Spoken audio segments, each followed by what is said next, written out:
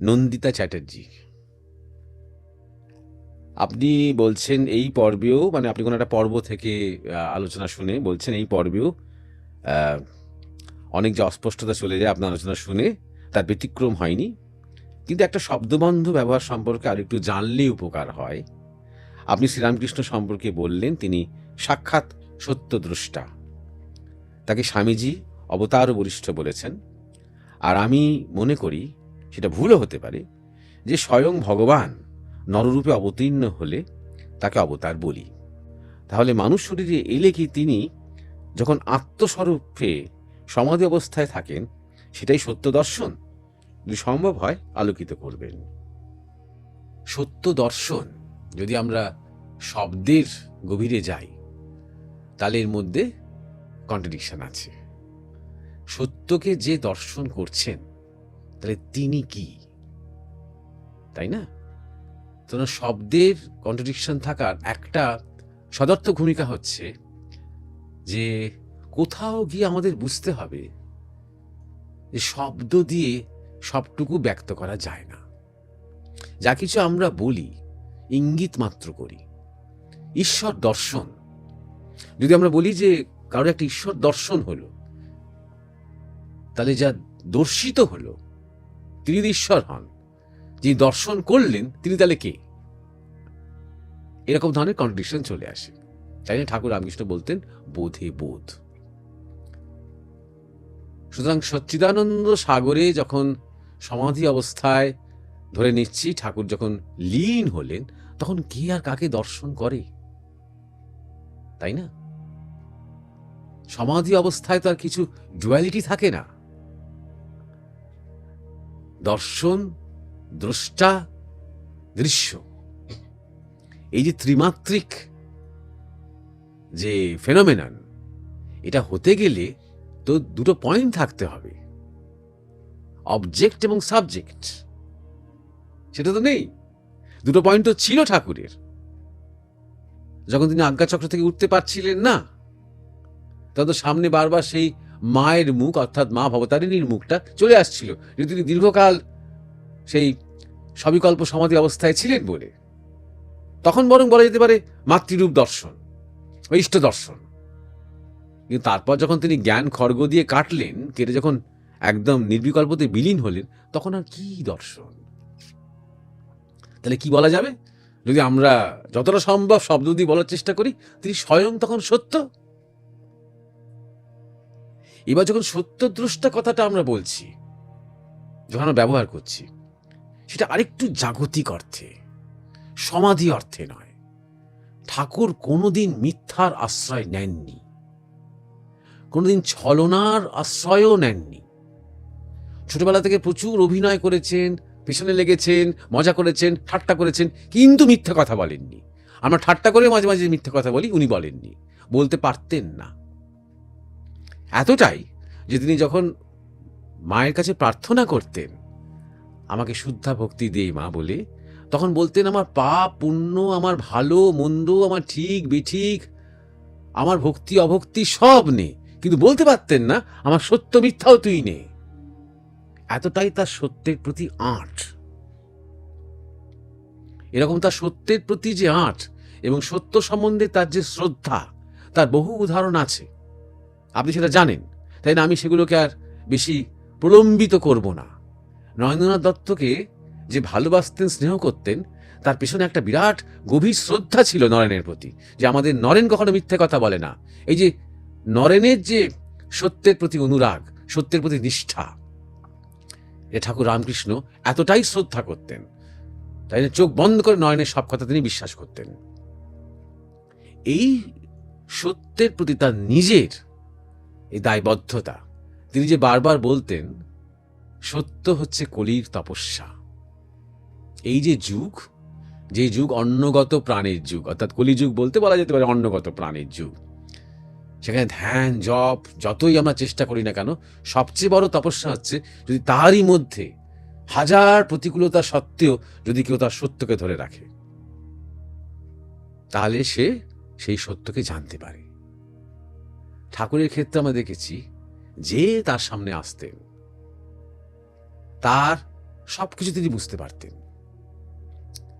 তার পূর্বজন্ম, তার সম্ভাবনা, এটাই তার শেষ জন্ম কিনা, আগামীতে নরেনকে কি দিয়ে কি হবে, আগামীতে রাখালকে দিয়ে কি হবে, মাস্টার মশাইকে দিয়ে কি হবে, সবাই যে সবকিছু তিনি বুঝতে পারতেন, দেখতে পারতেন, এখানেই সত্যদ্রষ্টা কথাটার ভূমিকা। তিনি প্রত্যেকে সামনে যে জগৎ তার আছে সেই জগতের সত্যটা তিনি নিরীক্ষণ করতেন। এমনকি রাস্তায় দুটো কুকুরকে রমণ লিপ্ত অবস্থায় দেখেও তার চেতনা সমাধিতে চলে যেত, কারণ এই রমণের মধ্যে তিনি আদিতে সেই পুরুষ ও প্রকৃতির মিলনের মধ্যে দিয়ে যে এই জগৎ সৃষ্টি হচ্ছে সেই সত্য প্রত্যক্ষ করছেন তিনি। এই অর্থেই বলেছি সত্যদ্রষ্টা। তার সামনে যে অবজেক্টগুলো আসছে তার অন্তঃস্থলে, তার মর্মে গিয়ে সেই সত্য, কারণ আমরা দেখতে পাচ্ছি কার্য, কার্যের পেছনে কারণ, সেই কারণটা তিনি দেখতে পাচ্ছেন। তিনি স্বয়ং এমনই সত্যে বিরাজ করেন, তিনি স্বয়ং সত্য। তিনি সত্য দ্রষ্টা বললে কম বলা হবে, তিনি স্বয়ং সত্য। যে যা কিছু তার সামনে আসছে, কিছু সেজে আসছে, কোনো শরীর আসছে, কোনো ভঙ্গি আসছে, কোনো ভাব আসছে। যখনই কেউ সাধুর কাছে আসে বা মহাপুরুষের কাছে আসে, খুব বিনীত হয়ে আসে, খুব ভক্ত হয়ে আসে, কিন্তু তিনি পেনিট্রেট করছেন সহজ সরল শিশুর মতন দৃষ্টিতে, খুব ক্রিটিক্যাল দৃষ্টিতে নয়, কিন্তু তিনি পেনিট্রেট করে আপাদ মস্তক তার জীবনের মূল যে জায়গাটা সেকে ধরতে পারছেন। এই অর্থে তাকে বলেছি সত্যদ্রষ্টা। স্বামীজি যে অর্থ অবতার বরিষ্ঠায় বলেছেন সেটা হচ্ছে, স্বামীজি বলেছেন মানে ওটা যে সবার কাছে সার্টিফিকেট তা কিন্তু নয়, এটা স্বামীজির কথা। এবং আমরা যারা ঠাকুর রামকৃষ্ণ, মা শারদা, স্বামী বিবেকানন্দের অনুরাগী, এটা আমাদেরও কথা যে আমরা যুগে যুগে যুগে যুগে একটা বিবর্তন দেখি। তো তাই না, আমরা এখনো তো দেখি যে শ্রীরামচন্দ্র বড় না শিব বড় না শ্রীকৃষ্ণ বড় নিয়ে সম্প্রদায়গুলো ঝগড়া করে মরে, কিন্তু আমরা যারা ঠাকুরের ভক্ত আমাদের কোনো সমস্যা হয় না। কেন বলুন তো? কারণ আমরা ঠাকুর রামকৃষ্ণের মধ্যেই এই সবাইকে পাই। তাই জন্যে শ্রীরামচন্দ্রই বলুন, শ্রীকৃষ্ণই বলুন, ভগবান বুদ্ধই বলুন, চৈতন্য দেবী বলুন, যিশুই বলুন, যারা যারা আগে আগে হয়ে গেছেন, লীলা হয়ে গেছে, তাদের সবাইকে আমরা আপডেটেড ভার্সনে আমরা শ্রীরামকৃষ্ণের মধ্যে পাই। ঠিক এইটাই স্বামীজি বলতে চেয়েছেন অবতার বরিষ্ঠায়, যে আমাদের আর পিছনে ফেরত যাওয়ার দরকার নেই। তাদের সমস্ত রেফারেন্স পয়েন্টসগুলো, তাদের মূল মূল জায়গাগুলো আমরা ঠাকুরের মধ্যে পেয়ে যাচ্ছি। এটা স্বামীজির কথা, এটা আমাদের মতন সাধারণ যারা অনুরাগী তাদের কথা। এটা সবাইকে মানতে হবে তার কোনো মানে নেই।